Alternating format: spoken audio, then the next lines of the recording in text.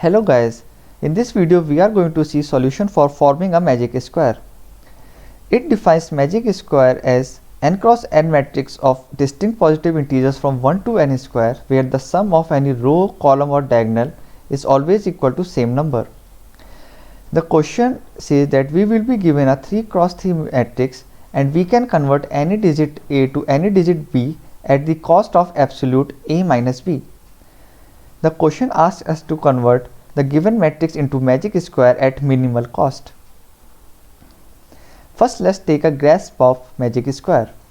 The magic square will be containing numbers from 1 to 9. Sum of first x natural numbers is x into x plus 1 by 2. So the sum of integers in this magic square will be 9 into 9 plus 1 by 2, that is 45. Let's take a look at magic square.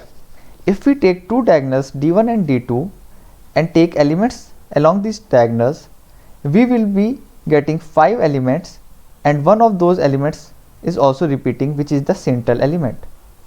If we look at the 3 rows which are represented by red lines and we take elements from these rows, we will be capturing all the elements and no element is repeating. We know the sum of these elements is 45. We also know that the sum of elements in each row is same. So we can say that sum of elements in each row is 45 by 3, that is 15. Similarly, we can say that sum of elements in each column is 15 and sum of elements in each diagonal is 15. Now we have to find different combinations of elements for each row, column and diagonal such that the sum is 15. We can simplify it a bit. If we look at these 4 lines only, R, C and 2 diagonals d1 and d2, we are able to capture all the elements and only one element is common in all these lines, which is the central element. If we are able to find the combination of numbers for these 4 lines only, we will be able to form our magic square. Let's take a look at our integers. Out of 9 integers, 5 are odd numbers and 4 are even numbers.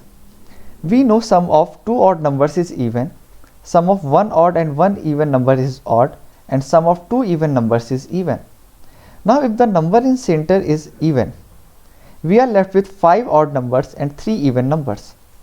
If we take 1 odd and 1 even at a time, we will be getting 3 odd numbers, and of the remaining 2 odd numbers, we will be getting 1 even number. It means all the 4 numbers are not same. If we say that number in center is odd, we will be getting 4 odd numbers and 4 even numbers. If we take 1 odd number and 1 even number at a time, we will be getting 4 odd numbers. And it's a possibility that those numbers can be same.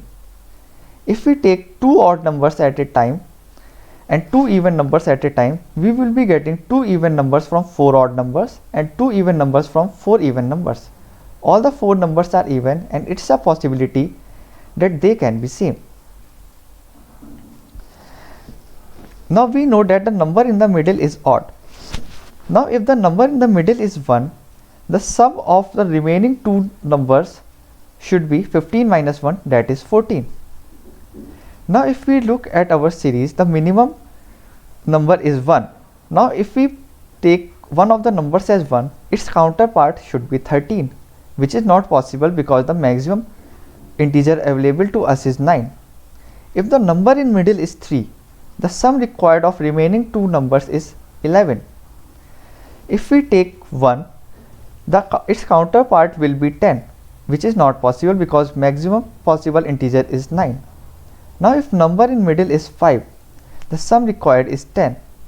If we look at our series and start picking numbers from start and end, we can see that 1 plus 9 is 10, 2 plus 8 is 10, 3 plus 7 is 10 and 4 plus 6 is 10. So it's a possibility that number in the middle is 5. If the number in middle is 7, then the sum required is 15 minus 7, 8. The maximum possible integer is 9 and we cannot place 9 with 7 at any point of time. So it is not possible, and definitely we can say that a number in the middle cannot be 9 because the sum required of remaining 2 numbers will be 6 and there are other integers greater than 6 available, which are 7 and 8. So the only possibility is that number in middle is 5 and the required combinations are 19, 28, 37, 46 along with 5 in each combination. So how to place these numbers? Now 5 will be placed in the middle, we know. Now let's see, if we place 9 in the corner, then we have to place 1 in the other corner. Now let's try placing 6, 7 or 8. If we place 6 with 9 in any row or column, the sum would be 6 plus 9, 15, and we will not be able to place any other number after 6. So the only possibility of placing 6, 7 and 8 are the two green boxes. But we have to place 3 integers 6, 7 and 8 and only 2 places are available. So our assumption that we can place 9 at the corner is wrong. So let's place 9 in a row and we can place 1 opposite to 9. Now there is 9 in one of the columns. Now the other two elements need to be 6. The sum of other two elements need to be 6 because 9 plus 6 is 15. So the possible combinations for 6 are 1 and 5, 2 and 4, 3 and 3. 3 and 3 cannot be the possible combination because number 3 is repeating. 1 and 5 we have already used in the row. So the only possible combination left is 4 and 2. We will place 4 and 2. Now we know that we have to place 6 with 4 after 5. So we will place 6 in the corner. We know we have to place 8 along with 2. So we will place 8 opposite corner of 2. Now we are left with only two numbers 3 and 7 and we can place it by calculating. 4 plus 8 is 12, 12 plus 3 is 15. So 3 will be placed between 4 and 8 and 7 will be placed between 2 and 6. 7 plus 2 plus 6 is 15. Now this is one magic square.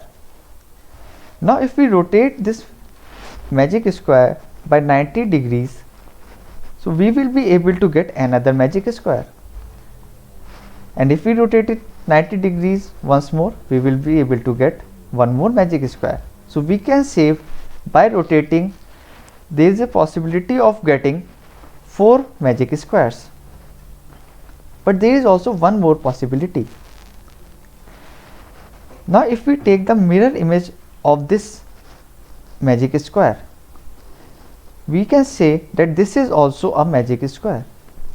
Now if we rotate this reflected magic square, we will be getting 4 more magic squares. Or in other words, we can say that after rotating, if we take reflection, we will be getting a magic square.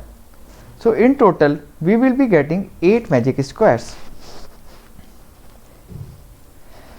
Now let's come to the coding part.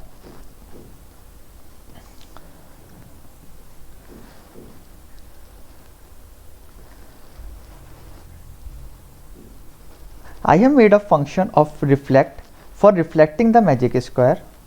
I have made a function of rotating a magic square, and in this function total, I have taken the cost of converting the given array to a magic square.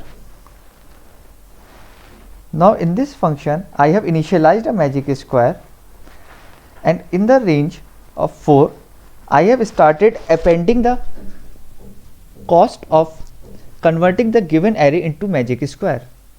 In the same iteration, I have taken its reflection also. At the end, I have rotated it. So in the next iteration, I will be getting the rotated magic square and its reflection. In the end, I am returning the minimum of these totals, which is required in the question. Now if I run this, the code gets accepted. Keep practicing, guys, and thanks a lot for watching this video.